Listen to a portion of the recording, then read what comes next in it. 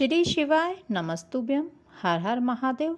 आज के वीडियो में हम जानेंगे कुशा क्या होती है, बिना कुशा के पितरों की पूजा अधूरी क्यों मानी जाती है और कुशा से होने वाले विशेष उपाय जिससे पितरों की कृपा आप पर सदैव बनी रहेगी। तो चलिए वीडियो शुरू करते हैं। वेदों और पुराणों में कुशा घास को पवित्र माना गया है। इसे कुशा दर्भ या डाप भी कहा जाता है। मत्स्य पुराण के अनुसार भगवान विष्णु के वराह अवतार के शरीर से कुशा बनी है। हिंदू धर्म में अनुष्ठान और पूजा पाठ में कुशा का उपयोग किया जाता है। पितृ पक्ष में श्राद्ध के दौरान कुशा का उपयोग बहुत जरूरी माना गया है। इसके बिना पितरों का तर्पण अधूरा माना जाता है। कुशा की अंगूठी बनाकर तीसरी उंगली में पहनी जाती है, जिसे पवित्री कहा जाता है। ग्रंथों में बताया गया है इसके उपयोग से मानसिक और शारीरिक पवित्रता हो जाती है। पूजा पाठ के लिए जगह पवित्र करने के लिए कुशा से जल छिड़का जाता है। कुशा का उपयोग सूर्य ग्रहण और चंद्र ग्रहण के समय भी किया जाता है। ग्रहण से पहले खाने पीने की चीज़ों में कुशा डाली जाती है। ग्रहण काल के दौरान खाना खराब न हो और पवित्र बना रहे, इसलिए ऐसा किया जाता है। यहाँ तक कि कुशा का उपयोग दवाइयों में भी किया जाता है। कुशा में एक प्यूरिफिकेशन एजेंट है। अब जानते हैं कुशा का हमारे धर्म में क्या महत्व है। पहला, अर्थवेद में कुशा घास के लिए कहा गया है कि इसके उपयोग से गुस्से पर कंट्रोल रहता है। इसे अशुभ निवारक औषधि भी कहा गया है। चाणक्य के ग्रंथों से पता चलता है कि कुशा का तेल निकाला जाता था और उसका उपयोग दवाई के तौर पर किया जाता था। मत्स्य पुराण का कहना है कुशा घास भगवान विष्णु के शरीर से बनी होने के कारण पवित्र मानी गई है। मत्स्य पुराण की कथा के अनुसार भगवान विष्णु ने वराह अवतार लेकर हिरण्याक्ष का वध करके पृथ्वी को स्थापित किया। उसके बाद अपने शरीर पर लगे पानी को झाड़ा, तब उनके शरीर से कुछ बाल पृथ्वी पर गिरे और कुशा के रूप में बदल गए। इसके बाद से कुशा को पवित्र माना जाता है। इसके अलावा एक और मान्यता है कि जब माता सीता पृथ्वी में समाई थी तो राम जी ने उन्हें दौड़कर रोकने का प्रयास किया, किंतु उनके हाथ में केवल माता सीता के केश ही आ पाए। ये केश राशि ही कुशा के रूप में परिणित हुई। महाभारत के अन्य प्रसंग के अनुसार जब गरुड़ देव स्वर्ग से अमृत कलश लेकर आए तो उन्होंने वह कलश थोड़ी देर के लिए कुशा पर रख दिया। कुशा पर अमृत कलश रखे जाने से कुशा को पवित्र माना जाने लगा।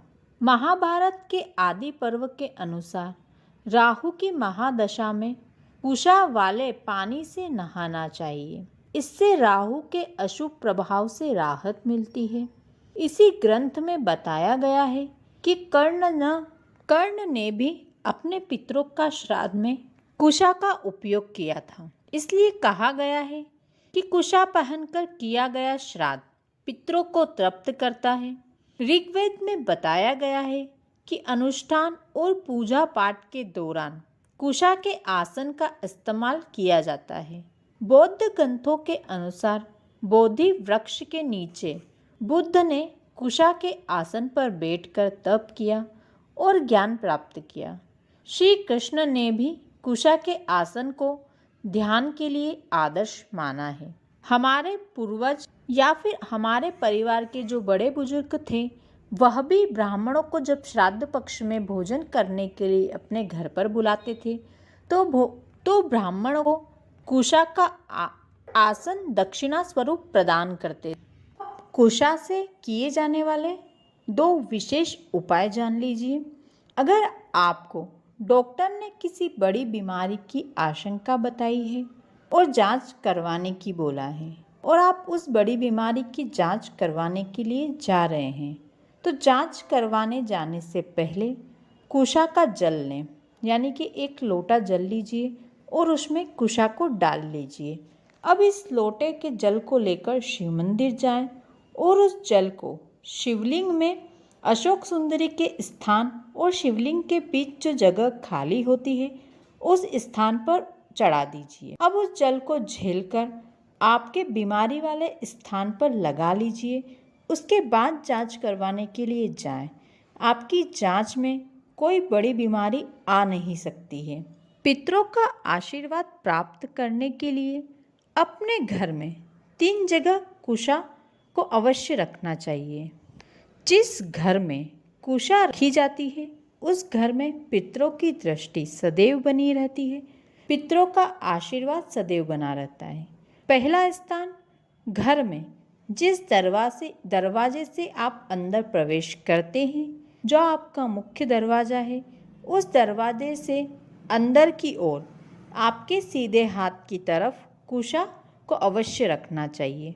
दूसरा स्थान, आपके घर में जो पूजन का स्थान हो, जो मंदिर हो, उस मंदिर में उस पूजा के स्थान पर थोड़ी सी कुशा अवश्य रखें, या फिर आप कुशा नहीं रख सकते हैं तो कुशा का आसन अवश्य रखें।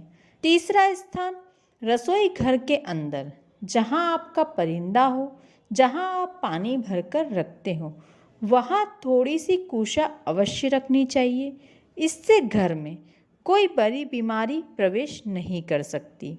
अब जानते हैं कुशा की अंगूठी हम उंगली में क्यों पहनते हैं। माना जाता है कि पूजा पाठ और ध्यान के दौरान हमारे शरीर में ऊर्जा पैदा होती है। कुशा के आसन पर बैठकर पूजा पाठ और ध्यान किया जाए तो वो ऊर्जा पैर के जरिए जमीन में नहीं जा पाती। इसके अलावा धार्मिक कार्यों में कुशा की अंगूठी बनाकर तीसरी उंगली में पहनने का विधान है, ताकि आध्यात्मिक शक्ति पुंज दूसरी उंगलियों में ना जा पाए। रिंग फिंगर यानी अनामिका के नीचे सूर्य का स्थान होने के कारण यह सूर्य की उंगली है। सूर्य से हमें जीवन शक्ति, तेज और यश प्राप्त होता है। दूसरा कारण इस ऊर्जा को पृथ्वी में जाने से रोकना भी है। कर्म कांड के दौरान यदि भूल से भी हाथ जमीन पर लग जाए तो बीच में कुशा आ जाती है और ऊर्जा की रक्षा होती है। इसलिए भी कुशा की अंगूठी बनाकर हाथ में पूजन के दौरान पहनी जाती है। हिंदू धर्म में कुशा को उखाड़ने के भी नियम बताए गए हैं। कुशा को ऐसे ही किसी भी दिन नहीं उखाड़ा जाता और घर नहीं लाया जाता। कुशा को केवल अमावस्या के दिन ही उखाड़ा जा सकता है। किसी भी अन्य अमावस्या को उखाड़ा गया कुशा 1 माह तक पवित्र व शुद्ध माना गया है। लेकिन भाद्रपद मास की कृष्ण पक्ष अमावस्या, जिसे कुशोत्पाटनी अमावस्या और सर्वपित्र अमावस्या भी कहा जाता है, यह श्राद्ध पक्ष में भी आती है। श्राद्ध पक्ष की सर्वपित्र अमावस्या के दिन उखाड़ा गया कुशा 1 वर्ष तक पवित्र व उपयोगी माना जाता है। इसे आप 1 वर्ष भर तक किसी भी पूजा में उपयोग में ला सकते हैं। कुशा उखाड़ते समय निम्न मंत्र का उच्चारण करते हुए आपको प्रार्थना करना है। विरनिचिन्ना सहोत्पन्न परमेष्टि निसर्जन नुत सर्वाणि पापानि दर्भ स्वस्ति करो भव।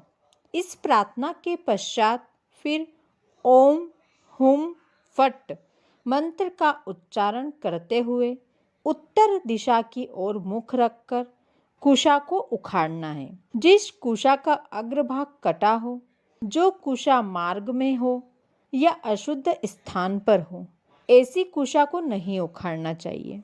कुशा को उखाड़ते समय आपको सफ़ेद कलर के वस्त्र धारण करके पूर्व की ओर या उत्तर की ओर मुख करके कुशा को उखाड़ना चाहिए।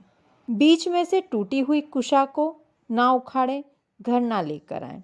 कुशा को अमावस्या के दिन सुबह के समय प्रातः काल में ही उखाड़ना चाहिए।